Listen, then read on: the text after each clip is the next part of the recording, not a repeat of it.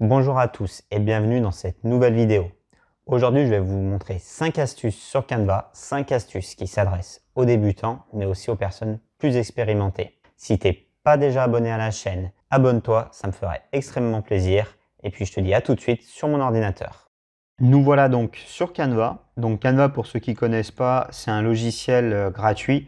Il existe aussi une version payante pour ceux qui veulent aller plus loin. Il propose plus de possibilités, plus d'effets. Mais pour commencer, la version gratuite est largement suffisante. La première astuce que je voulais vous montrer, ce sont les lignes sur Canva. Alors on s'en sert beaucoup, surtout si vous faites des carnets sur KDP. Vous avez besoin de faire des tableaux, des carnets lignés, etc.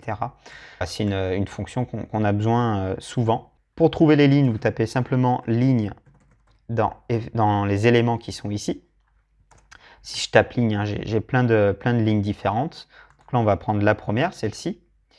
Ensuite, sur cette ligne-là, vous allez pouvoir mettre, par exemple, si vous voulez une flèche, des choses comme ça. Donc ça, c'est une première possibilité.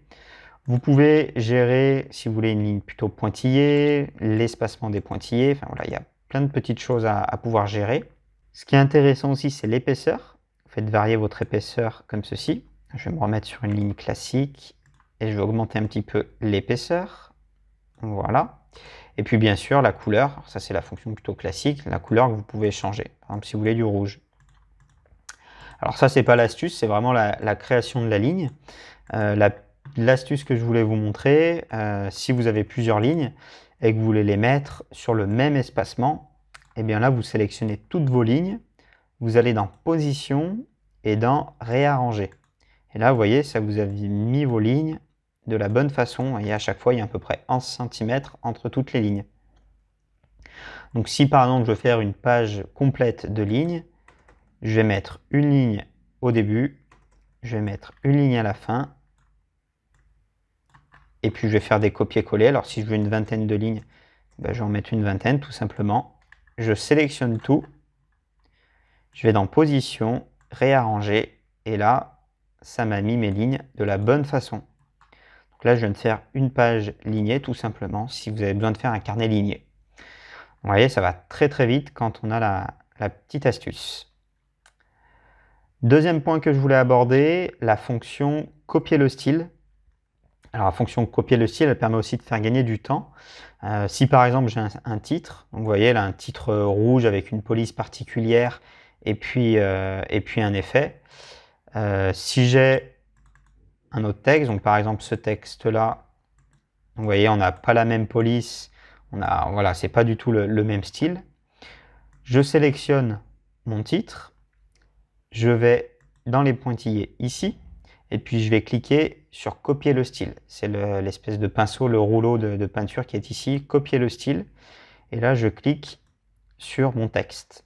Et vous voyez, ça a copié le style. Donc, ça a copié la taille de police, la couleur, les effets que j'ai rajoutés.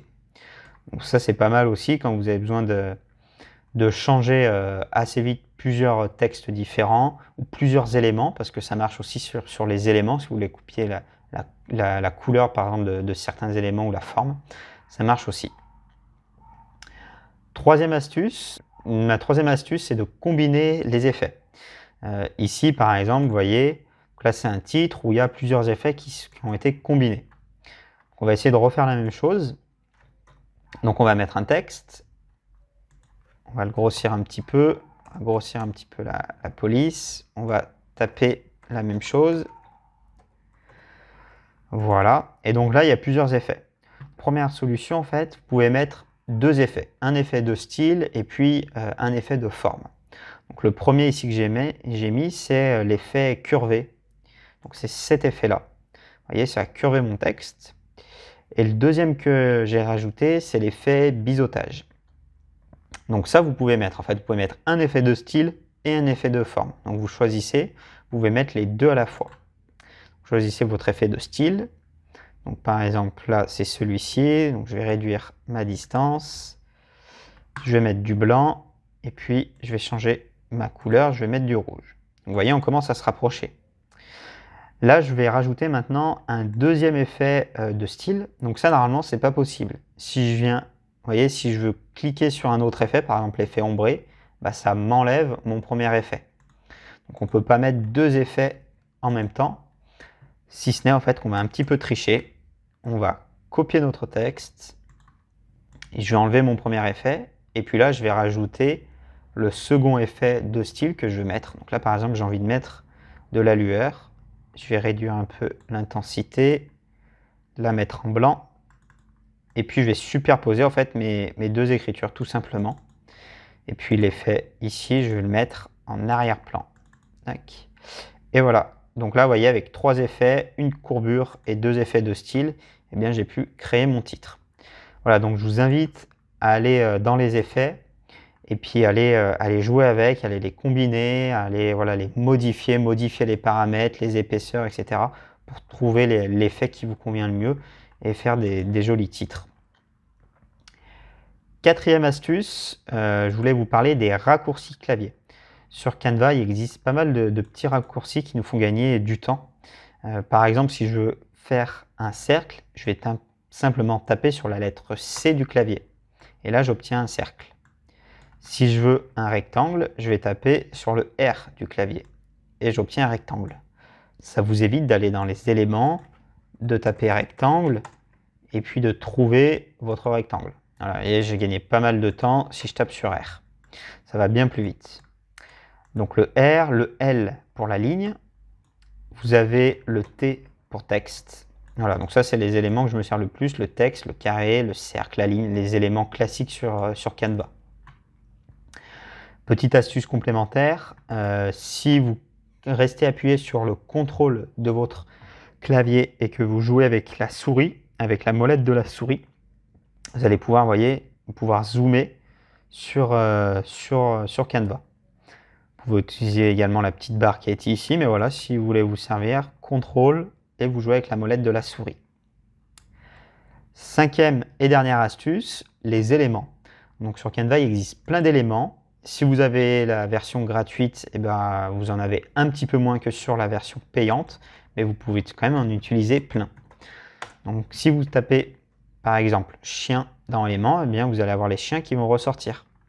Et si vous voulez trouver un style d'élément bien précis, eh bien, vous allez pouvoir utiliser les filtres. Donc ça c'est l'astuce. Vous avez plein de filtres de disponibles. Donc le filtre photo, le filtre graphique pour avoir plutôt des images graphiques, vous voyez. Plutôt intéressant. Et puis ici vous avez plein de filtres sur les couleurs. On va pouvoir choisir par exemple si je veux un chien plutôt couleur orangée, un chien qui ne bouge pas parce que nous là c'est une image, et puis en gratuit, si vous avez la version gratuite, ça vous a mis les filtres, et vous voyez, ça vous sort tous les chiens qui sont dans cette thématique. Donc ça c'est plutôt pratique, plutôt pas mal, ça vous fait gagner du temps si vous voulez des éléments bien particuliers. Autre petite chose, ici vous voyez, vous avez les recommandations. Donc, vous pouvez cliquer sur tout afficher, et puis vous avez les recommandations qui sont en rapport avec votre thématique, qui sont le même style d'éléments en fait. Donc, vous voyez, si je prends ce chien-là, que je vais dans afficher tout, bah là j'ai tous les chiens un petit peu dans le même thème. Donc si vous voulez faire une couverture avec différents éléments qui se ressemblent, hein, qui vont ensemble, eh bien vous pouvez les récupérer ici. Voilà pour la cinquième et dernière astuce. J'espère que ça vous aura plu. Si c'est le cas, si vous voulez revoir d'autres vidéos dans ce même style, n'hésitez pas à le mettre en commentaire. Et puis on se dit à bientôt.